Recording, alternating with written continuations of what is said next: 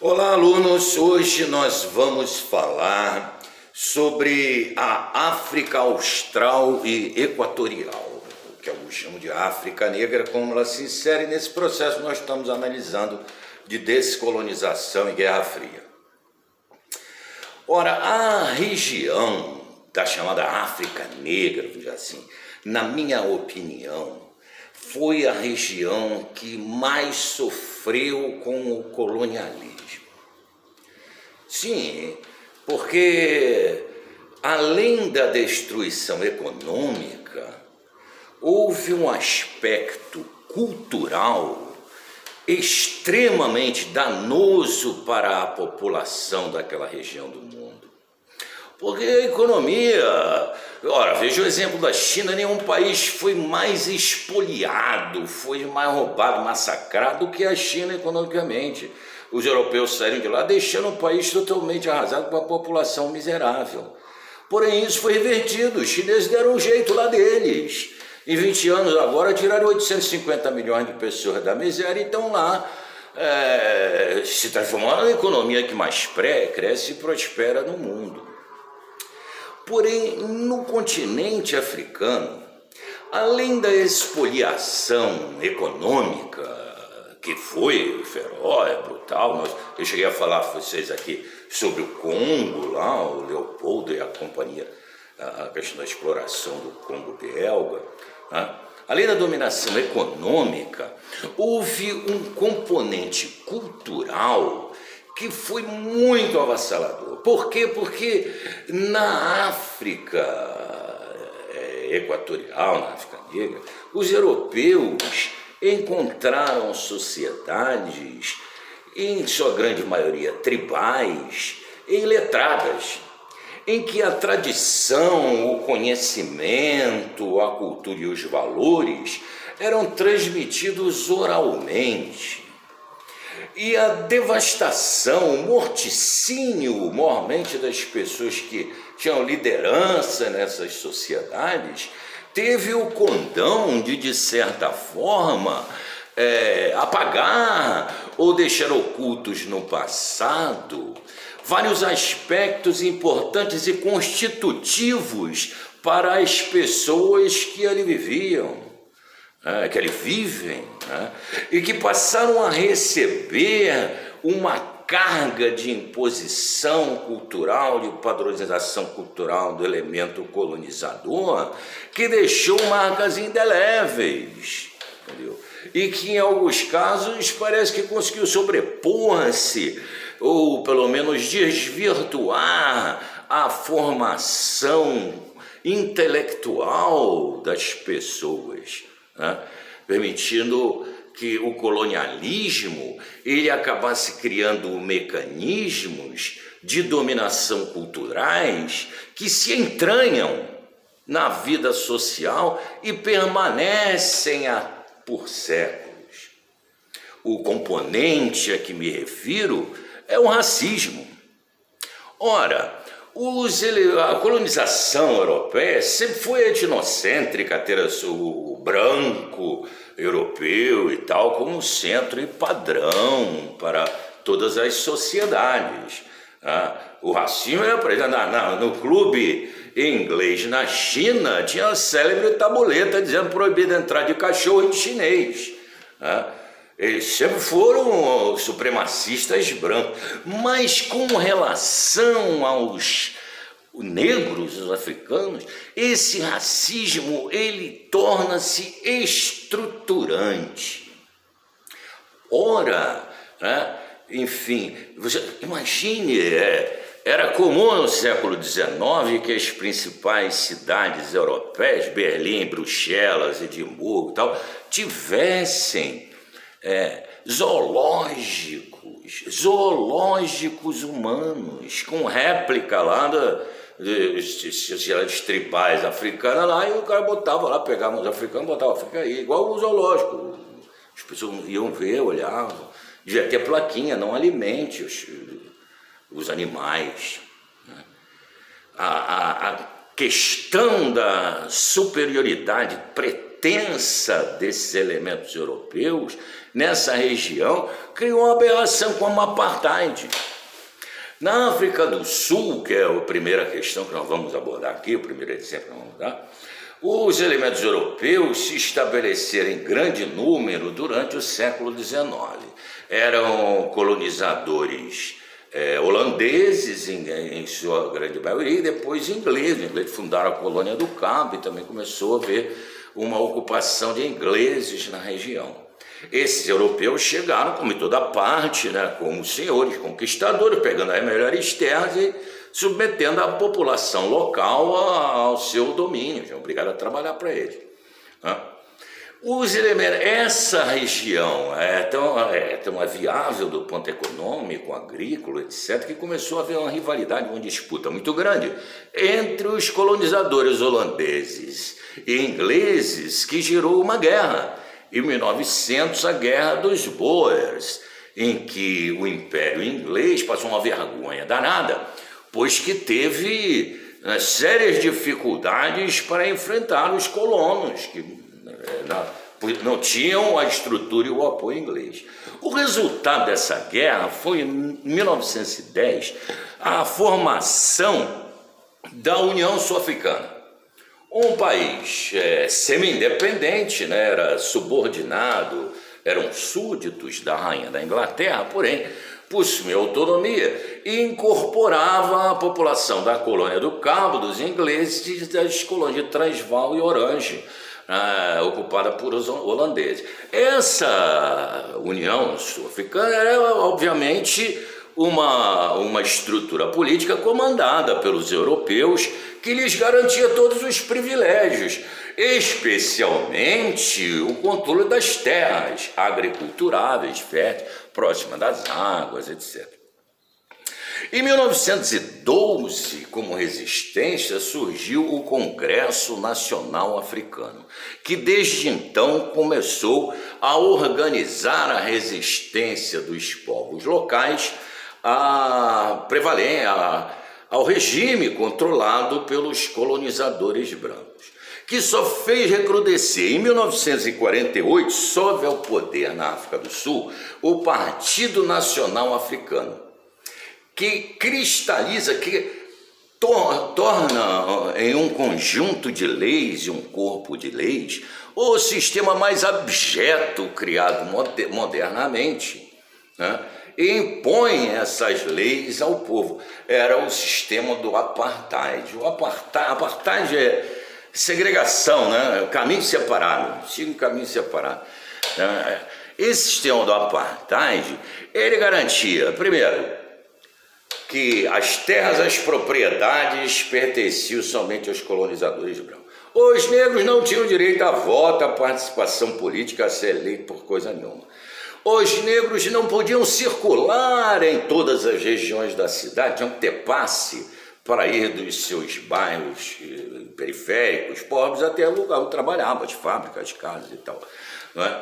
Havia um sistema de privilégios econômicos abjeto, que chegou a um absurdo em 1971, quando o regime do Partido Nacional criou os bantustões, que era o quê? Era mais ou menos que o seguinte: o cara chegar aqui no Rio de Janeiro e dizer, olha, a partir de agora, Caxias, Nova Iguaçu, ali a Baixada Fluminense, é uma região autônoma.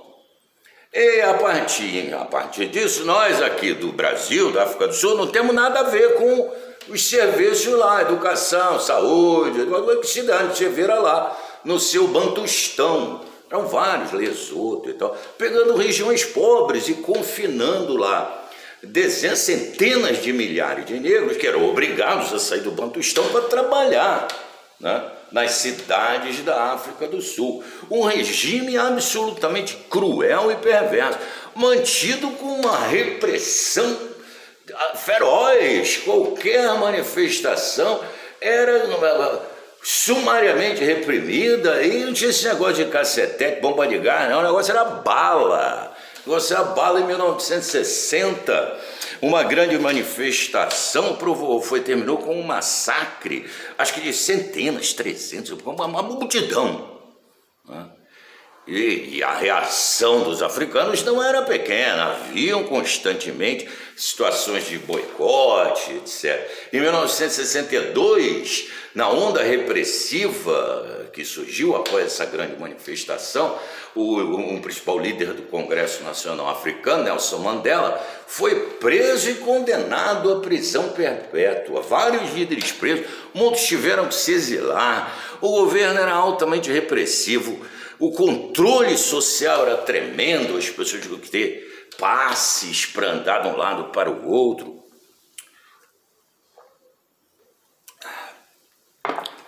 E esse regime do apartheid, ele se inseriu perfeitamente no contexto da Guerra Fria. Na verdade, o governo da África do Sul e da Rodésia, que era um outro estado ali ao lado, também racista, apartheid, eles eram bastiões de defesa ali do mundo ocidental, grandes aliados dos Estados Unidos, e por eles, Estados Unidos e Inglaterra, financiados, armados, etc. Ora, entretanto, a prática do apartheid, ela é obviamente inominável e vai gerando dentro dos organismos internacionais, especialmente na ONU, um conjunto de reações, sanções, repressões contra o apartheid que dificultam a vida econômica lá do governo sul-africano.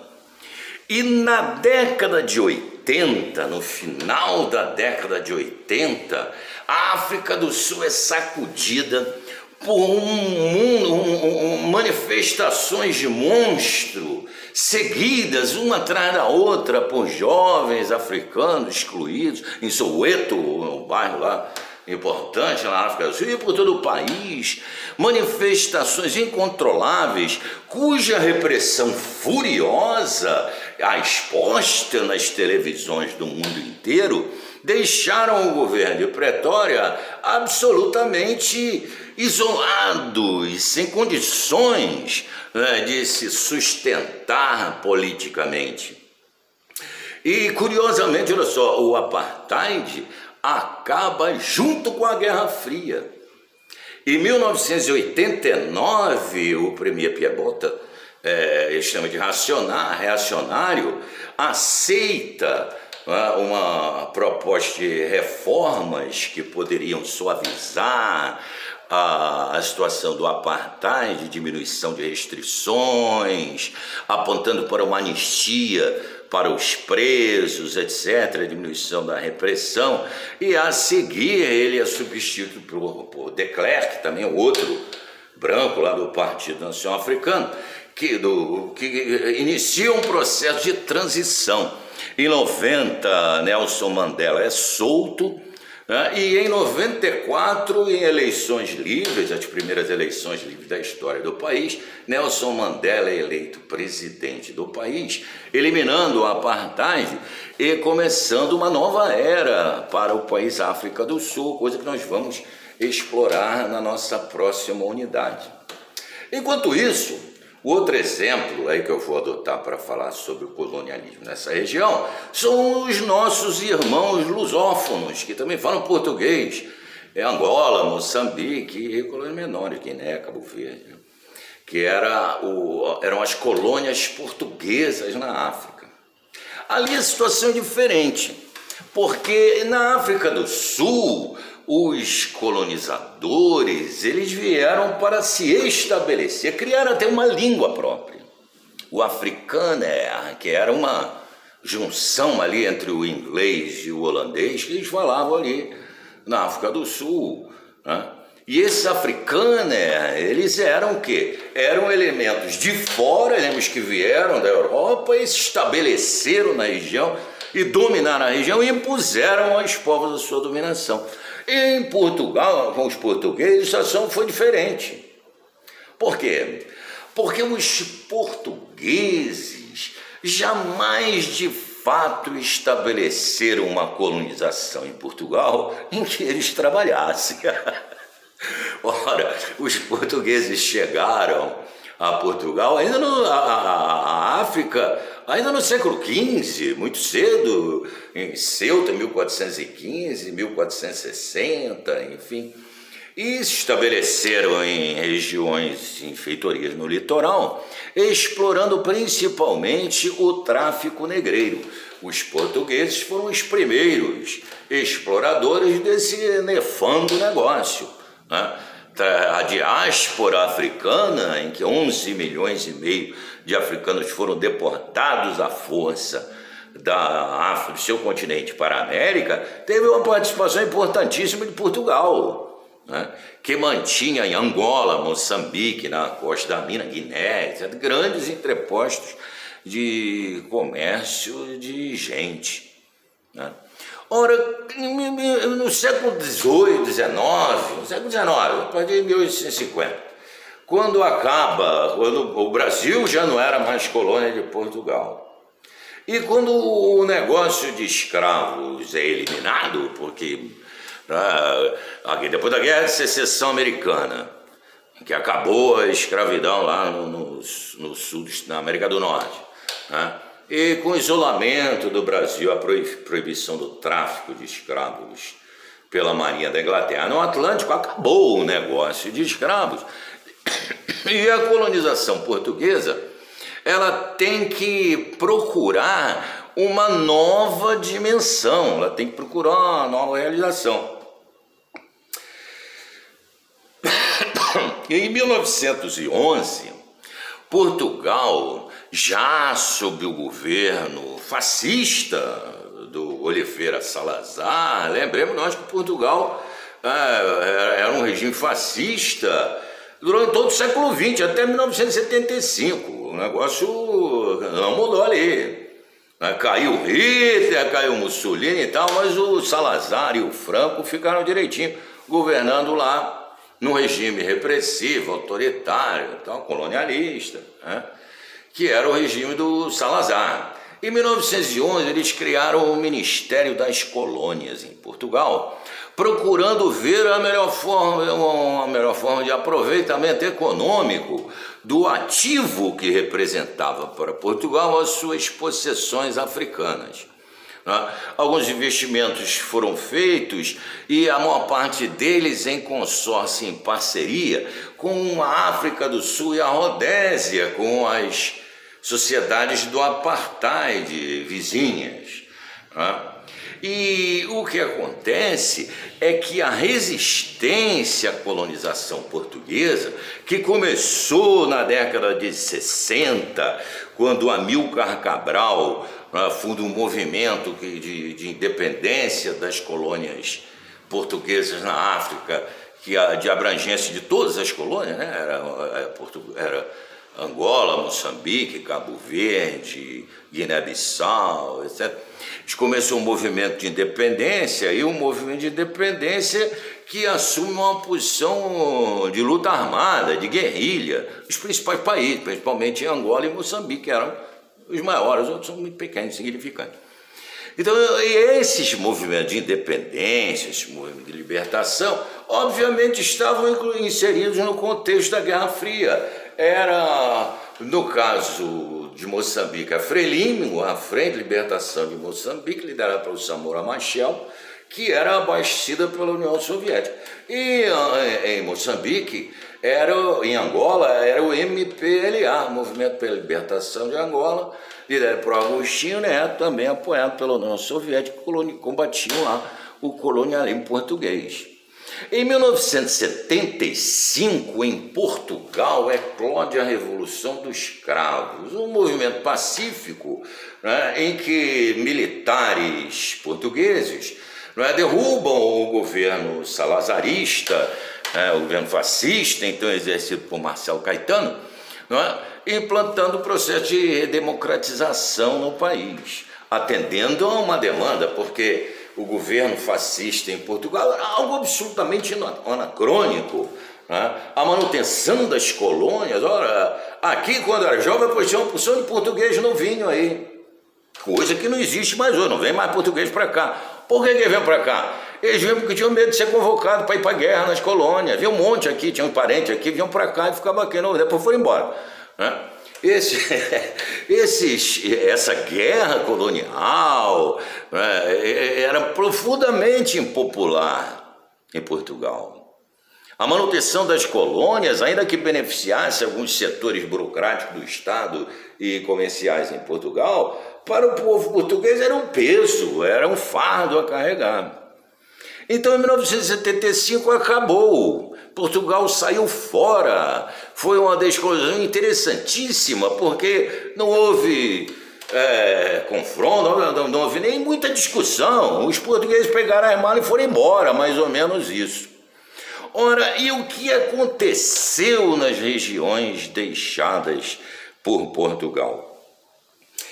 Assim como na região da África do Sul, do Apartheid, a região tornou-se independente, mas a Guerra Fria não acabou. Em Moçambique, em 1977, a Frelimo, que era 75 de portugueses foram embora, o Samora Machel comandava a Frelimo, tomou conta da capital, Lourenço Marques, trocou de nome, virou Maputo, né? E muito bem, começou a governar, começou a implantar um programa de reforma socialista com a coletivização das terras, né? Eles chamavam machambas, a distribuição das machambas, resgatando a tradição de cultivo comunal, tribal lá da região. E estava tudo muito certo, porém os vizinhos, né, da África do Sul e da Rodésia principalmente, que era uma economia racista lá do Apartheid, né, com leis até mais restritivas que da África do Sul, era quase uma escravidão, né? Eles dependiam da passagem por ferrovia, né, até o porto de Beira, em Moçambique, de onde era escoada a sua produção de fruticultura para o Oceano Índico, Oriente Médio, etc.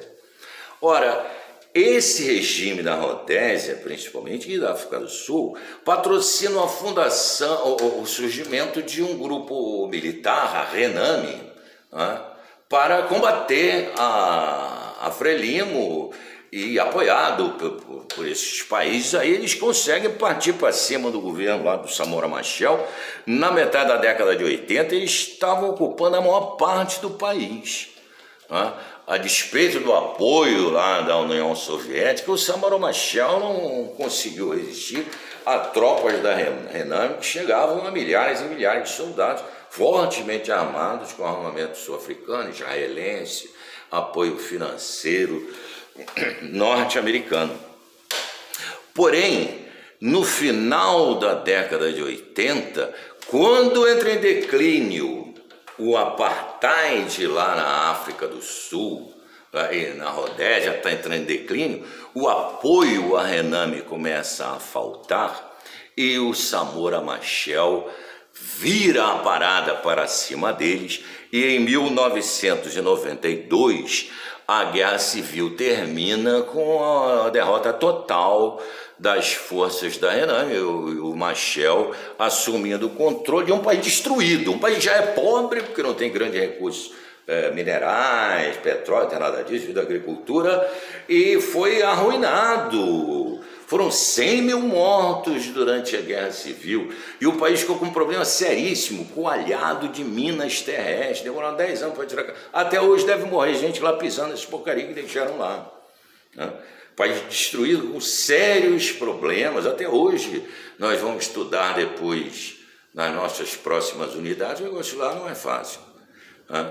Não tem a riqueza de, por exemplo, Angola.